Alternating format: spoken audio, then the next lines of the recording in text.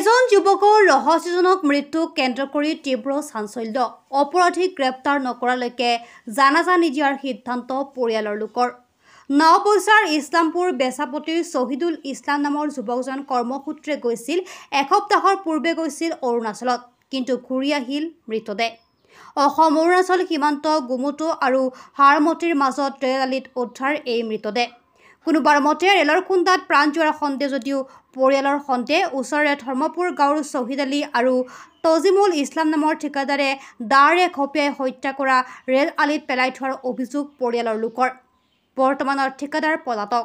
যাক লৈ তীব্ৰ উত্তেজনাই বিৰাজ কৰিছে অঞ্চলজুৰি আৰু ইয়াত তদন্ত কৰি অপৰাধীক গ্ৰেপ্তাৰ নকৰালৈকে জানাজা নিদিয়াৰ সিদ্ধান্ত পৰিয়ালৰ লোকৰ লালুক আৰক্ষী ঘটনাস্থলীত উপস্থিত হৈ নিয়ন্ত্ৰণ কৰিবলৈ সক্ষম হৈছে news desk report any express 30 ঘটনাটো হৈছে আপোনাৰ এইটো মোৰ ভাগিন লৰা হয় মই আপোনাৰ অৰুণাচলত থাকোঁ অৰুণাচলত পিডাব্লিউডি অফিচত গাড়ী চলাওঁ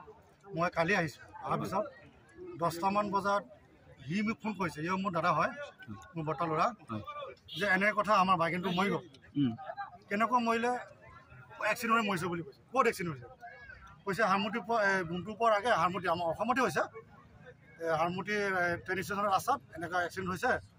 তাক লৈ তাক মানে বডিটো আপোনাৰ সেই চাপতি মেডিকেল কলেজত পঠাই দিলে তাত পোষ্টমৰ্টম হৈ আছে প্ৰথমতে আপোনাৰ চৰথানা আছিলে আমাৰ লখিমপুৰ চৰথানা অৰুণাচলত ক'ত পাইছে বডিটো ক'ত পাইছে বডিটো আপোনাৰ হাৰমতি আমাৰ অসমতে পাইছে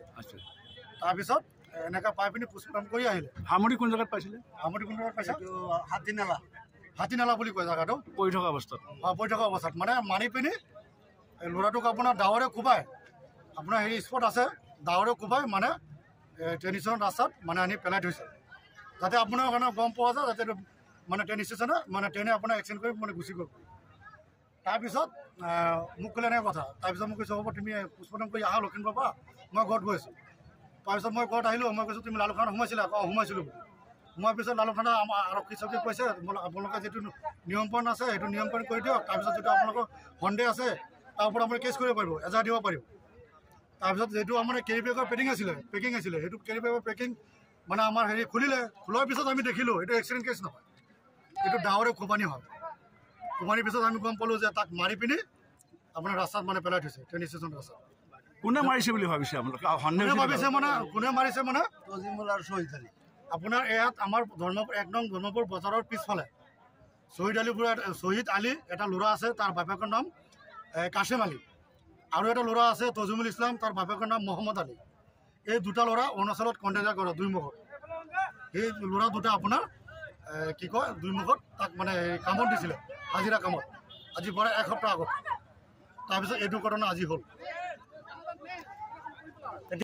কাম নকৰে দুপত কাম কৰিব নোৱাৰে ঘৰত আহি যাব মই কৈছোঁ টকা 500 দি তাক পঠাই দিয়ে তেতিয়াৰ পৰা সিহঁতে সৈতে মানে ফোন সুইচ অফ কৰি দিয়ে বাংলাতে কওঁ সুইচ অফ কৰাৰ পিছত আজি 9টা বজাত মই ফোন পাইছোঁ ল'ৰাটো মাৰি পেলাইছে আপোনাৰ ল'ৰাটো কেতিয়া গৈছিলে কামত কেতিয়া এসপ্তাহ 6 দিনমান কাম কৰিছে আজি লৈ 7 দিন কোনে নিছিলে শহীদ কোন শহীদৰ ঘৰ ক'ত কোন জেগাত তজিমুল্লাহ শহীদ কি গাঁও পৰে গাঁও কি ইছলামপুৰ বাজাৰতে না কি দিয়া ধৰ্মপুৰ শহীদ কি নাম আছিলে শহীদ আৰু তজিমুল শহীদে কি কণ্ট্ৰেক্টৰ কৰে নেকি